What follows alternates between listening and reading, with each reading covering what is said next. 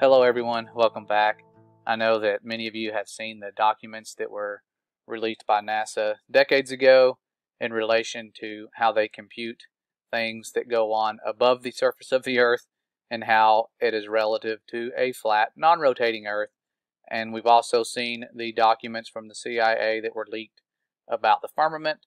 And my wheels were sort of turning the other day about all of this because I was trying to think about what this would be like if all of us had been taught that this was true early on, and then there was a group of people who thought the Earth might be spherical and flying around the sun. And how crazy would we think they were until they started finding documents that said the opposite of what this says, that said that all of a sudden, space travel and missiles are computed relative to a spherical rotating Earth that's flying around the sun at 66,600 miles per hour. If the document said that, that would be something worth looking into if we had always believed what the Earth felt and looked like, but there was documents saying otherwise that were either from our trusted space agencies or whatever the case was. That would get my wheels turning even if I believed in this to begin with. So I was thinking about that and thought, man, if they were finding some documents about the firmament back, a few years ago, what if we can find some more? And sure enough, there are many more documents about the firmament out there. And I wanted to share a few of them. I know that censorship will stop a lot of this stuff from getting out, as it has been lately. I'm hoping that some of you I haven't heard from in a while, that it's just due to censorship and maybe you being unsubscribed as opposed to life circumstances bringing you down. So I'm hoping it's just the censorship, even though that sounds like something YouTubers wouldn't say, but I'm not worried about the censorship. I knew that was going to happen.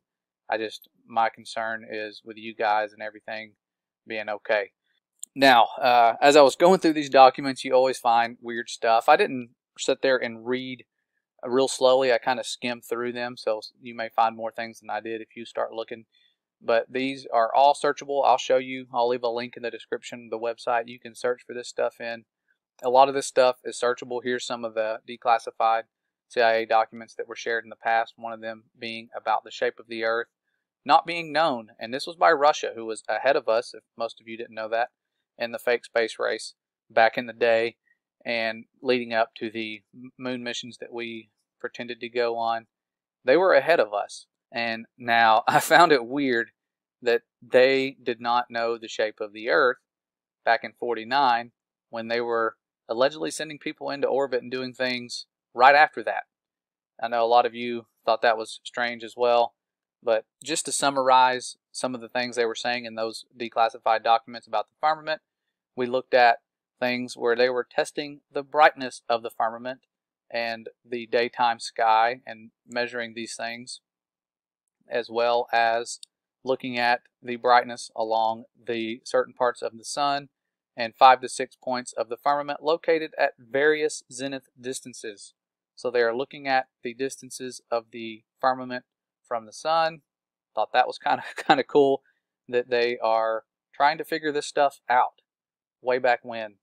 And they're talking about the assumptions of this right here that we can't say without getting our videos censored or having that Wikipedia article show up underneath them that gives a bunch of lies. It'll probably show up down there anyways, since I mentioned the firmament.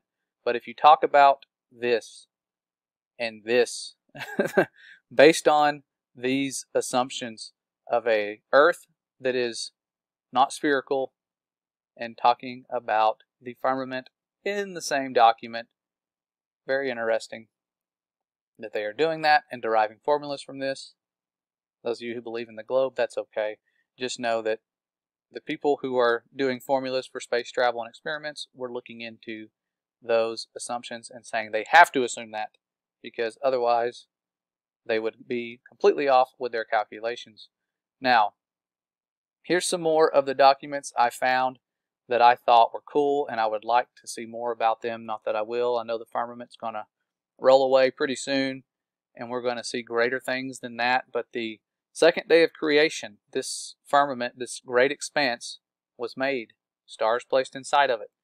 And the document here was talking about this equipment, a camera that was able to capture or photograph the entire firmament down to the horizon. They were using a convex aluminum mirror to reflect the sky. So very cool that they were trying to capture the entire firmament down to the horizon and publishing these works. Maybe more people knew about it than we thought back then. So lots of experiments regarding that. Also seen some about the temperatures of the firmament with really high numbers given, very high. And this is something that talks about the color temperatures of the firmament and how they would amount to 6100 to 1750 Kelvin. That's cool. It's probably why when people were trying to send men in the Air Force up really high back in the day, a lot of them, or one of them, I heard back in the when they were sending them up in balloons, not rockets, the guy came back to Earth and had a fever of 108 degrees. This guy was experiencing something that sent him straight back to Earth. He aborted that mission because he started getting too hot. Could be because of things like this. I know it does get cold at certain points. It's weird. Heat rises, but once you get higher, it gets colder. I know that's just one of those weird things with the science of it all. But it says here that the visual observations of glows, well as the analysis of photographs, showed that the radar echoes also appeared at instance of absence of visible signs of glows in the angle of aperture of the directivity pattern of the radar antenna. Nevertheless, at this instant the glows were observed in another section of the firmament. As a rule, the echoes did not appear when visible forms of glow were absent on the firmament. So they're studying some properties of the firmament that we weren't taught about in school. How there are times that certain things echo when these glows are present. That's extremely fascinating. The complexities of this firmament, the movements above, how they can even affect things like the Foucault pendulum and change how fast these things rotate when they're in their set patterns due to their ring magnets and all the things that they put on them to keep them in motion and the electric pulses and whatnot. These things are affected by the firmament. Really cool, and they were studying that and these radio echoes back then in relation to different glows, to the aurora lights, all of those things they were studying.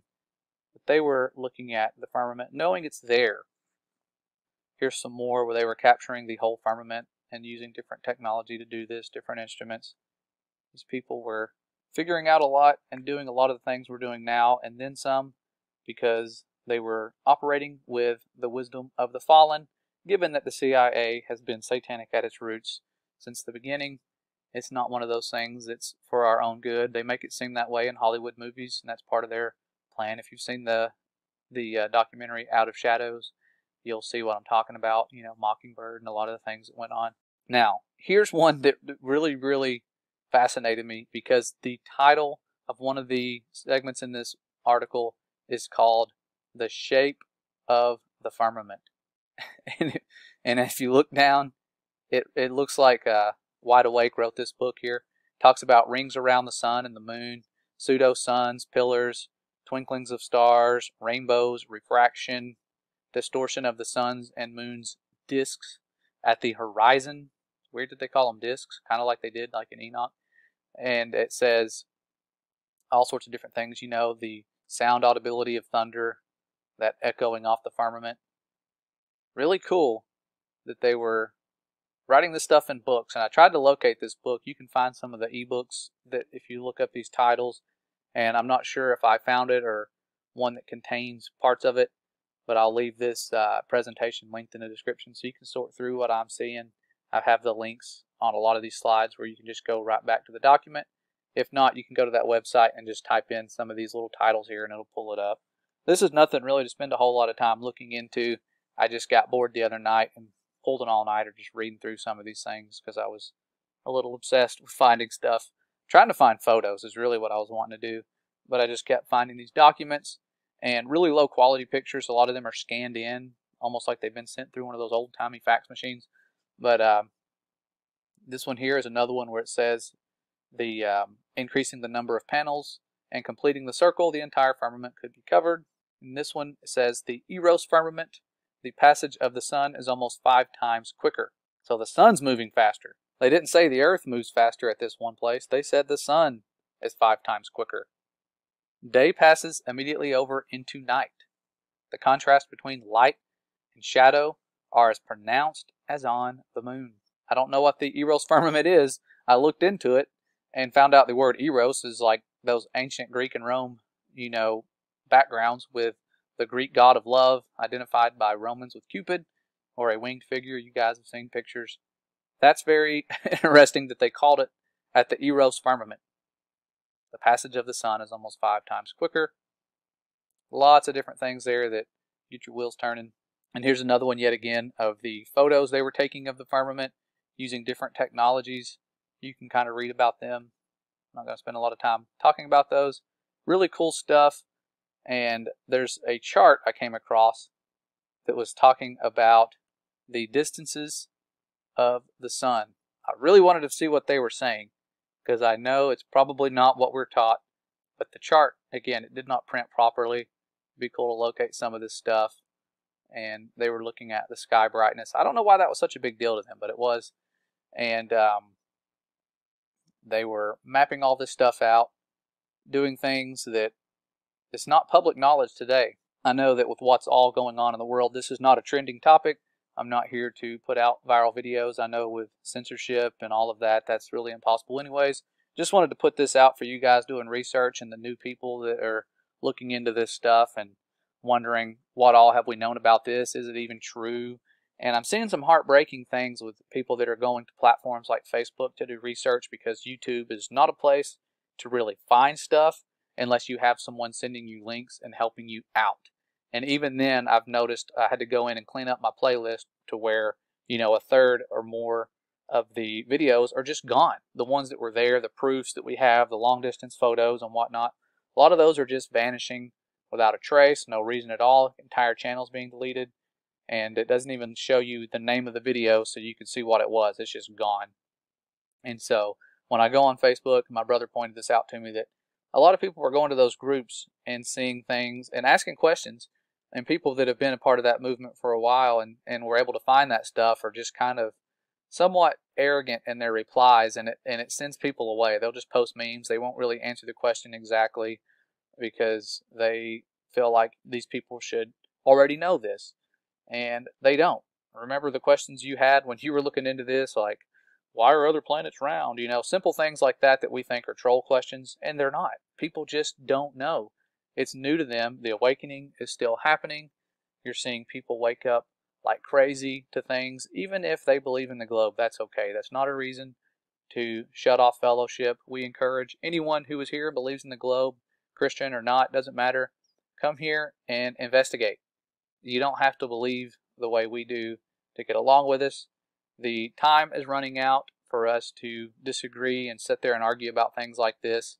It's not an argument. It's either you look into it and you believe it, or your scientific investigation leads you to believe otherwise. It's not a reason to throw away fellowship opportunities. But it is important to know who you are and who our Creator is and who the Father is. And I'm finding that the false science that we have that is forced upon us is leading a lot of people away from that truth. And it's set in place for a reason. Again, if you've seen our videos about the sun god worshiping origins and all of that, that's why you see those beast numbers throughout the entire Helios or sun god worshiping model. But to switch gears, there's some other things we're working on. I'm trying to put out a couple videos that we have had on the back burner. One of those was that ancient map translated interview I got to do with a man from Italy who I will let introduce himself in the video. My audio was horrible because of our dial-up speeds, and it was a Skype conversation. But he translated a couple parts, especially around the North Pole. That's what I was looking at in that video.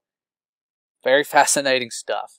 Sort of almost ties into the hollow earth type of theories that was going on, where there's things that are below us that we don't know about. That was interesting and fascinating to read on the map. That I'll just kind of give you a clue into that. That's on there. But I've got it. The video's there. It just needs to be edited, and I'm trying to either redo some of my audio or just cut out most of it in general because it's low quality. But that's going on right now. I'm also redoing our In Who We Trust video because the last part, from what you guys pointed out, was a little misleading because the documents, from what was brought to my attention, were introduced a year ago. That wasn't a lie. About the CARES Act, if you don't know what I'm talking about, you can see the video. It's one of those things that was introduced a year ago. It does have to do with the coronavirus, but there was a name change recently. They changed the name to the CARES Act recently, is what I'm told, and I've had people send me some pictures of that, and that's what it looks like. I don't know why they would change the wording and name of something like that in Congress so much, but they did.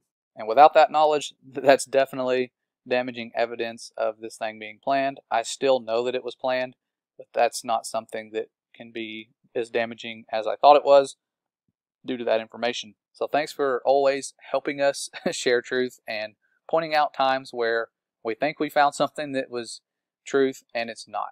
So you guys are definitely appreciated for that aspect of how you contribute to us.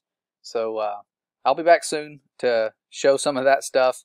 I'm hoping that I can get that finished in a rather quick format. We've been busy here on the land, farming, doing stuff like that. I know a lot of you are feeling led to plant and grow and collect seeds. I encourage you to do that. I don't know exactly what the future holds. I just know that a lot of us have this feeling of urgency that time is running out and that something's right around the corner.